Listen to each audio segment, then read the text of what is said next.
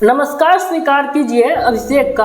और आज बात होगी विश्व के सबसे बड़े बौद्ध स्तूप वाले विधानसभा क्षेत्र केसरिया की, जहां पे भगवान महादेव स्वयं केसरनाथ के रूप में विराजमान है, जहां पे भगवान बुद्ध की शिक्षा हर विश्व के हर कोने के लिए प्रज्वलित है। हमारे साथ है निशांत और इनके साथ जानेंगे केसरिया विधानसभा की उस हॉट सीट के बारे में जहां पे उठापटक ज़्यादा होने वाली है। जी नमस्कार, स्वीकार करिए निशांत का। और हम अपने सहयोगी अभिषेक जी से ये सब चीज़ विश्लेषण करेंगे। केसरिया विधानसभा में 2025 के विधानसभा चुनाव में कौन सी पार्टी के कौन से उम्मीदवार होंगे और किस उम्मीदवार का पलड़ा भारी है, कौन होगा वो उम्मीदवार जो वर्तमान विधायक शालिनी मिश्रा को टक्कर दे सकेगा। जी निशांत, आज हमारी बात होने वाली है मोतिहारी लोकसभा क्षेत्र की, मोतिहारी जिले की विधानसभा क्षेत्र केसरिया विधानसभा क्षेत्र की। आज हम अभिषेक जी से ये जानेंगे कि केसरिया विधानसभा का क्या इतिहास रहा है और केसरिया विधानसभा बना कब और यहाँ पे किस किस पार्टियों का दबदबा रहा है। अभिषेक जी जरा आप बताइए। देखिए, सबसे पहले केसरिया विधानसभा क्षेत्र 1951 में बना और यहाँ पे पहली बार विधायक बनी थी कांग्रेस पार्टी की प्रभावती गुप्ता। और प्रभावती गुप्ता के बाद यहाँ पे सीपीआई का कब्जा रह चुका है। सीपीआई से यहाँ पे भारतीय कम्युनिस्ट पार्टी से यहाँ पे 6 बार विधायक बने हैं, कांग्रेस पार्टी से 4 बार विधायक बने हैं, जनता दल यूनाइटेड से 3 बार विधायक बने हैं, जिसमें समता पार्टी को हम जोड़ सकते हैं। समता पार्टी जो बाद में जेडीयू बनी थी। उसके बाद आरजेडी से यहाँ पे 2 बार विधायक बने हुए हैं, बीजेपी से 1 बार यहाँ पे विधायक बने हुए हैं और जनता पार्टी 1 बार यहाँ से जीती है। सबसे बड़ी बात आती है कि 2008 में प्रसिमन के बाद यहाँ का जो वोट बैंक है और यहाँ का जो क्षेत्र है पब्लिक के दृष्टि से या जातीयगत वोट के दृष्टि से यह बदला है।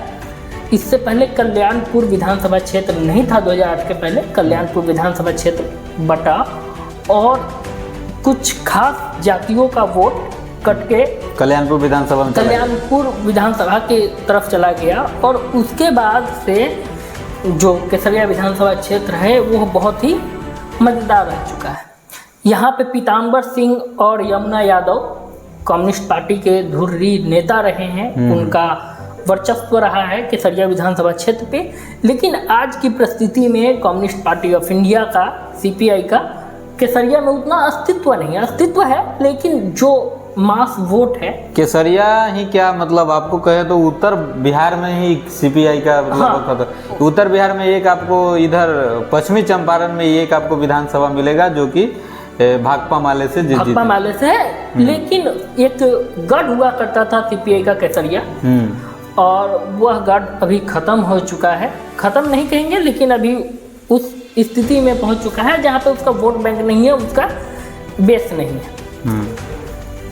देखिए अभिषेक जी, अभी आपने जो बताया जो केसरिया के इतिहास के बारे में तो आपने बता दिया, लेकिन अभी जो पिछले 2-3 जो विधानसभा जो चुनाव हुए हैं उसमें जो केसरिया का जो स्थिति देखा गया है, जैसे हम आपसे 2010 से हम आप बात करें तो यहाँ हर बार के विधानसभा चुनाव में अलग अलग पार्टियों का कब्जा रहा है विधानसभा केसरिया पे।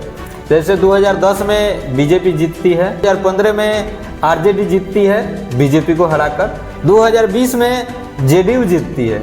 अब 2025 में आपको क्या लग रहा है कि फिर पार्टी का फेरबदल होगा या पुरानी पार्टियों का दबदबा रहेगा?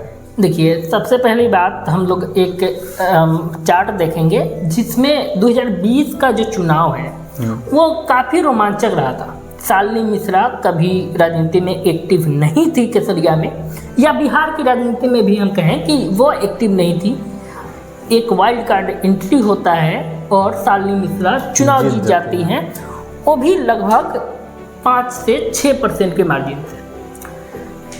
जेडीयू को 2020 में 26.59% वोट मिले थे, आरजेडी को 20.49%, एलजेपी को 12%, आरएलएसपी को 12.5% और 11% लेके चले गए थे पूर्व विधायक राजेश कुशवाहा, जो कि निर्दलीय लड़ रहे थे और उन्होंने 11% वोट खींच के अपने पाले में ले गए थे। वहाँ पे गेम गड़बड़ाता है और आरजेडी को लगभग से 7% वोटों से हार का सामना करें। देखिए, हम बात करेंगे जैसे 2015 के विधानसभा जो चुनाव हुआ था, उस समय डॉक्टर राजेश कुमार को टिकट देती है आरजेडी। उस समय बीजेपी से राजेंद्र गुप्ता को टिकट मिलता है, जो कि हरसिद्धि घर है उनका, वो केसरिया से उनको टिकट मिलता है बीजेपी के। लेकिन वहाँ पे डॉक्टर राजेश कुमार काफ़ी वोटों के परसेंटेज से जीतते हैं।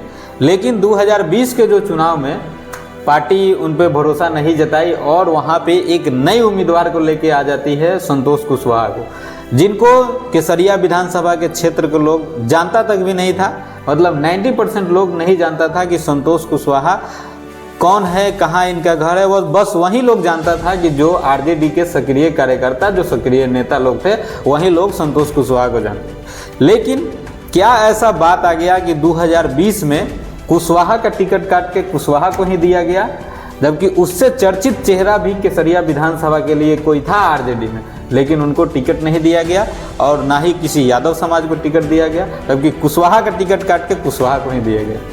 तो यहाँ पे सीधे देखता है कि एक खास जाति को अपने तरफ आकर्षित करने के लिए या फिर अपने वोट बैंक को साधते हुए अपना वोट ना कटे, इसके लिए भी आरजेडी ने संतोष कुशवाहा को अपना उम्मीदवार उतारा था। लेकिन आप यहाँ पे देखने वाली बात यह रहती है कि रामशरण यादव, जिनको 12% वोट मिलते हैं, और महेश्वर सिंह, उनको भी लगभग 12.5% वोट मिलते हैं। इन दोनों का अभी जो वोट है यह अब एनडीए में जाता दिख रहा है, क्योंकि एलजेपी और आरएलएसपी। हाँ, 2020 के चुनाव में ऐसा हुआ था कि जहाँ जहाँ जेडीयू अपनी कैंडिडेट उतारी थी, वहाँ वहाँ एलजेपी अपना कैंडिडेट उतारा था। उसके बावजूद भी केसरिया विधानसभा में शालिनी मिश्रा फर्स्ट टाइम जो है चुनाव में एंट्री मारती हैं और जीत दर्ज करती है। देखिए, चुनाव में उतरती हैं, जीत दर्ज करती हैं, और शालिनी मिश्रा ऐसे ही चुनाव में नहीं उतर चुकी थी। उनके पीछे कारण था कि उनके पिताजी का बनाया बैकग्राउंड। लोग उनको कह रहे थे कि वो पैराशूट उम्मीदवार है। पैराशूट उम्मीदवार यानी कि जिनका क्षेत्र में कोई पकड़ नहीं है, लेकिन फिर डायरेक्ट चुनाव के लिए उतरती हैं।